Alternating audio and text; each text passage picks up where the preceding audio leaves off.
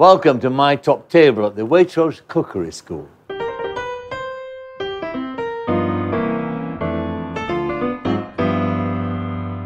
My next guest is the pig farmer's son from Yorkshire, who became one of the first of the modern chefs to make TV his natural home. Here's James Martin. James. Good to see you. How are you? Good to see you. I don't know about natural home, but... You know. Well, you took to it very naturally. That's what I always think when I watch you. I don't know, on the Saturday show. You've got a very easy manner, which, you know, it's kind of a gift in a sense, because most people are daunted by it to start with. I mean, you get better and better, but it just seemed to me from the beginning that you had that ease with it. And more extraordinary because you're dyslexic, too. I think, to be honest, that helped, I suppose, more than anything else. Why? Certainly early on, because it focused my attention in my career, what I wanted to do. So, you know, I wasn't very good at maths, I wasn't very good at English, failed all my exams at school, failed cookery at school, because academically, I couldn't do it. Yes. So then part of me just said, oh, well, Shakespeare, what possible good is he to me in my career? It's probably a Yorkshire thing to say, but I wasn't interested. Yes. So I focused my attention on two things. It was art and food. And I could paint a picture, I could draw something, I could model out of clay. But my granddad and my family turned around and said, well, all the wealthy artists are all dead. Get yourself in the kitchen. And that was it, really. So and that was it. I was a chef, but I knew what I wanted to do from, I remember, 8 years old. That's you had the perfect background for an ambition, didn't you? On the farm, Castle Howard as well. I think farming helped. I think Castle Howard, you really don't appreciate it until you leave. And you go back and you think, wow, that's amazing. And to think I used to skateboard down the long gallery in front of these Holbeins worth 30, 40 million pound on easels and used to be whizzing around on a skateboard. But it was an amazing time and very fortunate time, hard working time, because farming is really tough. Yeah. And I think you get an understanding by being a chef about the value of ingredients and about the quality and the work that goes into it. And you learn to respect food a lot more when you understand how hard it is to produce it. And eventually you persuaded your father you should leave home, and much against his will, because he thought it should be something, a proper job, wasn't it? Yeah, proper job. You either, well, you know, the Yorkshireman. My granddad said I had to play cricket and get a proper job and play cricket. my dad, none of my family actually held me back from my dreams, but they didn't want me to sort of go out to the outside of Yorkshire, if you know what I meant. The comfort of your family and your home and, you know, coming back every day was quite important to them. Yes. And I think because we had a pig farm as well, and I think in the back of my mind he's thinking, well, I'm going to have to employ 2 people now because he's clearing off. But I remember the last thing he ever told me when he put £20 in my hand when I disappeared off to London said, clear off, I don't want to see you. He said it a little bit harsher than that, but clear off, I don't want to see you again for 2 years. And my first ever trip to London was when I got off the train at King's Cross, thinking, what do I do? Jumped in a taxi and spent half of it getting a damn cab ride to the restaurant. But it was an amazing that was Anthony experience. Warwick Thompson's restaurant? Yeah, that was a busy restaurant. I remember that particular time, the commitments were huge. The band, the commitments. Yeah. And I remember walking in, and Shirley Bassey was in the queue to get into the restaurant. And the commitments were singing on the bar, going, this is surreal, what am I doing here? And I never saw daylight, I'll be honest with you, for 2 years. Really? My mother came down I think it was about 3 months after I went down there. And no word of a lie, she looked at me straight in my eye, and I walked straight past her and she didn't know it was me. I lost about 5 stone. I was literally this thin, dark rings underneath my eyes. I was like some creature from the Amazon that you just suddenly uncovered, because I never saw daylight for 2 years. I just worked so hard, not just there, but elsewhere. And the ambition all the time, the driving ambition, was to be head chef by the time you're 22. Yeah, I was. You achieved. I was quite fortunate, really. I did my stint in London, and then I wanted to work in a really nice hotel and come out of London, because, you know, I wasn't earning money. I was £5,000 a year, I think. My rent was 6. My mum used to send me vouchers for another supermarket to go and get ready-made food because I couldn't afford to eat. So my mum used to, you know, send them down in the post to me because I didn't eat. I applied for several jobs, managed to get a pastry chef's job at the Tewton Glen, and then it really snowballed from there. Because of that, the general manager and the head sommelier left, set up a business called the Hotel de Van. I was a young nipper. I was 22 years old. They said, well, we want you as the sous chef first. And they interviewed the chefs for the job. the actual owners of the hotel turned around and said, actually, no, give him a go and actually see what he thinks. And this was the original owners of the hotel, yes, the Chewton the Glen. first one. The Chewton Glen, yeah. They said to the owners of the hotel event, said, well, give James a shot at see what he thinks of making this dish. And I cooked this dish, and within 2 hours I was head chef, and that was it. And good publicity. So down comes a TV producer. Did she actually say to you, this TV producer, I'm going to make you a star? The truth is, they had Keith Floyd came down, and he was looking for somewhere to do, because obviously Floyd, he was looking for somewhere location. It's never really planned, all that sort of stuff. Now I realise what TV is all about. You just make it up as you go along, particularly with food. But it was never really planned, so they used part of the kitchen. And then in the evening, they said, you know, can we have something to eat? And anyway, we gave them this risotto at the bar and this dessert. And she said, have you got a card? And I said, well, not really, no. I said, have you got an agent? I went, I know an estate agent over there, over the road, but I can't afford a house. And that was it, really. That's how she then sent down a chauffeur-driven car for me. First time I've ever been in a chauffeur-driven car, up to London. And the rest is history. It just went crazy. Extraordinary. Just that one meeting sort of changed everything. It would have happened in any case. Well, I don't know whether it would, you know, because I think food was evolving. It was going at 100 miles an hour, but television, it was there, but not to the extent to certainly not what it is now. Mm. What about I mean, we'll talk about your restaurants in just a moment, but you've used your fame and your ability as a chef to actually try to change something important, and that's hospital food. I know the campaign's been going for a while. Is it still ongoing? It's one of those things that we had a meeting, and it was actually not my idea. It was a lady called Carla Maria Lawson, who's the head of the BBC daytime, and she said, what about hospitals? What do you think? And I remember seeing my grandmother in hospital, and she was a huge inspiration in my life. And I say, even now, if I could be 10% of what my grandmother was, I would be 110% better person in doing what I'm doing. She was just so fantastic. Mm-hmm. And to see her, I suppose, suffer in hospital, but I was only 15, 16 at the time. And then I thought, well, I've got to do something, you know, if only to help the NHS, or just something. I don't know what I can do. So I said, right. I said to them, I'm not going down with a placard and going for more money and anything else like that. That's not how to change things. To throw money at it doesn't change anything. Yes. So they said, well, if we put you in a hospital, can we just film you and see what you think? And we actually genuinely applied to every hospital in Britain, and the last throw of the dice, because everybody said no, was Scarborough. Yes. And it was where I went to college. It was right next door.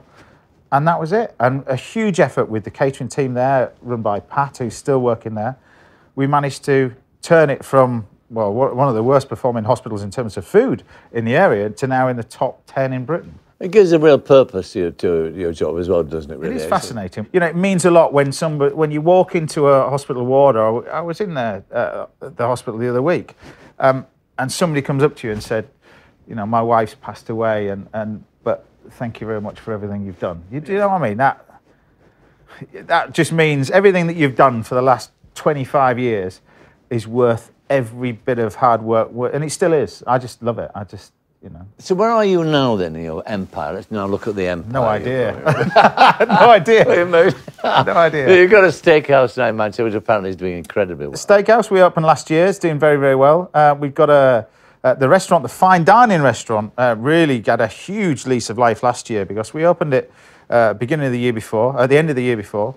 It's a 26-bedroom hotel, lovely hotel called the Talbot. Malton. Yeah, called the Talbot, my hometown. I used to cycle past that hotel every single day on my way to school. And then when the owners decided to refurbish and everything else, and walked in, there was dead pigeons in the area. I mean, it was just, there was a caravan burnt out in the grounds in the grounds because they sublet it. But the owners took it on board and they said, "This is what we want to do. Give it a real vision and a focus." And it was phenomenal for us, you know. Jay Rayner said it was the best meal that he'd eaten in 2013. Oh, really? One of the top 3 best main courses ever eaten in his life. Which was? Which was this beef dish that we do, braised beef cheeks. But everything's still with the farming background, because the farm where I was brought up is 5 miles away from the hotel. So right. There's a very much focus, and there's a lot said about local produce. But I'm a great fan of the UK as a whole. You know, local produce is great, but don't forget Scotland. It's got the best raspberries in the world. Don't forget, you know, the Northern Ireland, the best seafood in the world. You know, you shouldn't forget all these different places. What about Yorkshire? well, it's God's own country, isn't it? It's Well, it's just the greatest place ever made. But I wouldn't disagree at all. Now we can continue this conversation along these lines if you like. So, what are we going to eat today? Well, let me guess. Well, you had a list, you see, and the list was quite short. The title Yorkshire was at the top of it, so I thought I'd do a dish that was a little bit of controversy because Chris Evans was on the radio about 2 weeks ago, and he was going on and on about a Yorkshire pudding and how to make it. So, funny enough, he actually got two chefs that as far south from Yorkshire as you possibly can. The great Tom Kerridge, who I know and love. Yeah. But I was listening to it on the radio, and I'm thinking, what to come and cook you. And I was listening to Tom Kerridge going on and on about consomme and stuff with Yorkshire pudding. And I'm listening to this thing in the shower, and I'm getting more and more annoyed. Next minute, you had Mark Sargent on, who couldn't get any further south, his restaurant, otherwise he'd be in the ocean. He runs a restaurant way down south, going on about Yorkshire pudding again. I said, why haven't you got a guy on about Yorkshire pudding? So I picked up the phone and ranted and raved to say that my grandmother makes the best Yorkshire pudding. So that's what I'm going to do for you now with a proper gravy.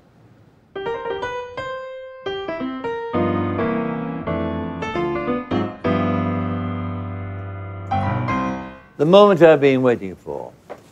Master demonstration of how to cook a Yorkshire pudding. A Yorkshire pudding? Authentic. Authentic Yorkshire. Well, I thought you'd probably know how to make an authentic Yorkshire pudding. Well, I would, but it wouldn't like this. What is all this palaver? Well, this is an onion soup that we're going to serve. Well, cream of onions, they would call it down south.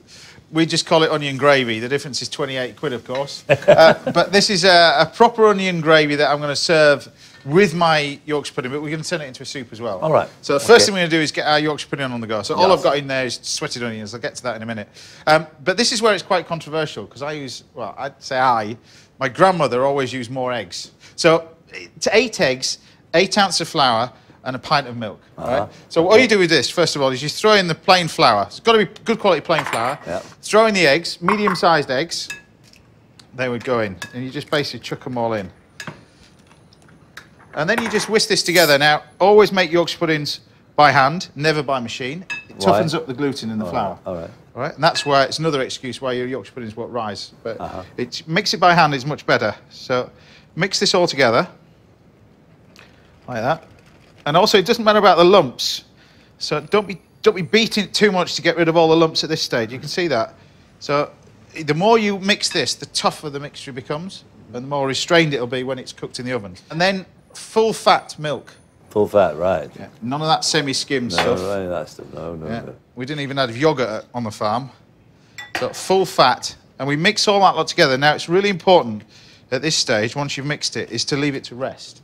All right, it's really the key to making Yorkshire puddings well, because to get them really shiny on the top and risen up, you need to put this in the fridge.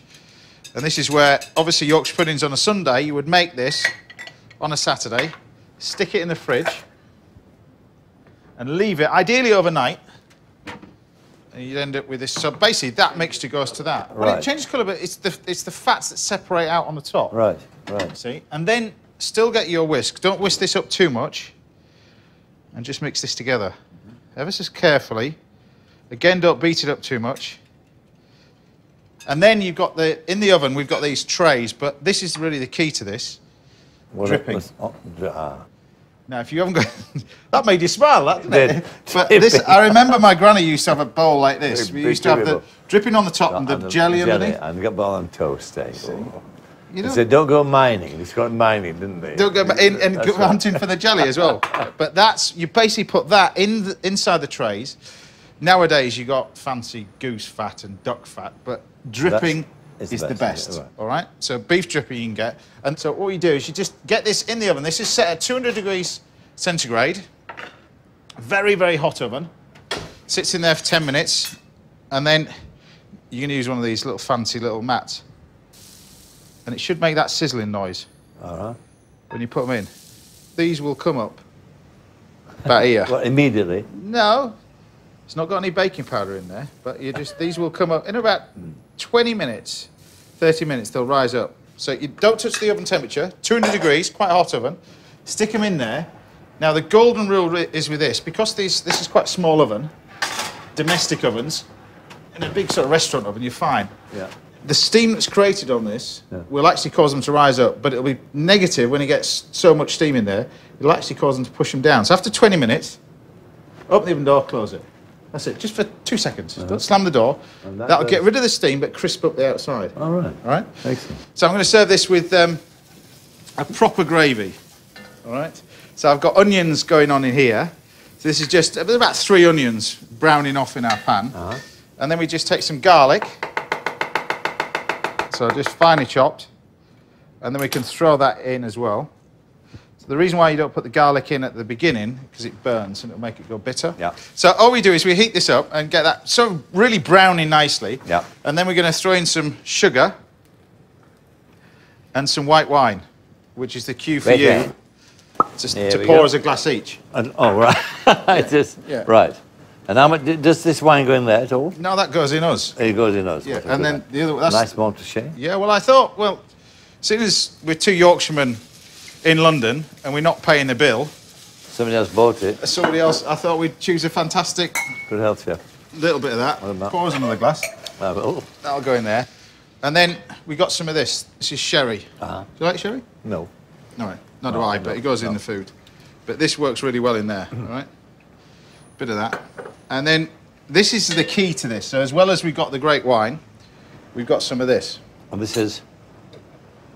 Well, my mother wouldn't use this when I was... But now, well, now she's got... Now we've got trendy up north. We've actually got electricity now, haven't we? No. but it's good quality stuff. That's the key to it. And as you put it in and cook this and reduce this down, and this is the whole thing about sauces like this. If you use a cube, as you reduce it down, it won't thicken because it's basically powder. Yeah.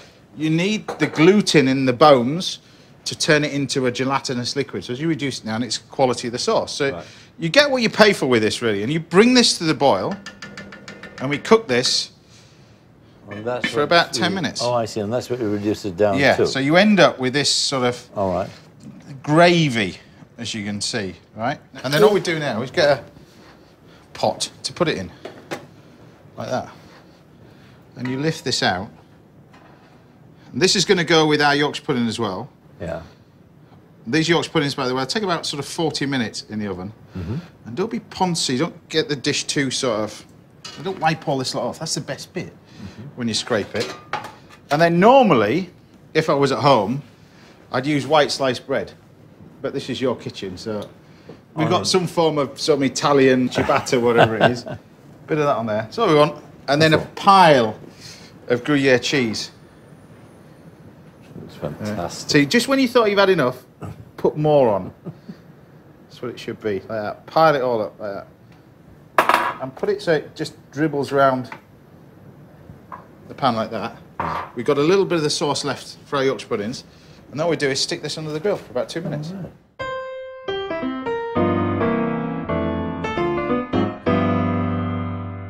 This is your French onion soup. You know, served how it should be served, you know, with all the best bits stuck to the edge. And then you've got your Yorkshire puddings. They're wonderful. This is what it's all about. Look at that. That's marvellous. Now, you just put, obviously, you know, you can serve 1, 2, but that's like a Yorkshire petit four, isn't it, really? I know proper. That. Yeah. And then you basically just take the gravy and your sauce, and there's no fancy stuff over this, just pour it over the top.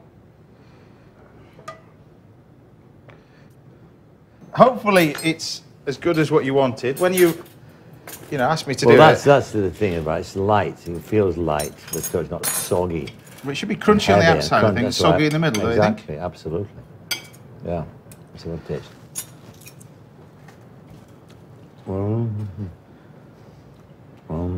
That's one. Are we doing this as well? What? Yeah. The true tester, is it as good as your wife's recipe? Yes. It's very different from my wife's recipe. You're in trouble when you get back home. No, you've given it a totally different dimension. How are you going to tell her to use that recipe from now on? I'm going to leave home first. And then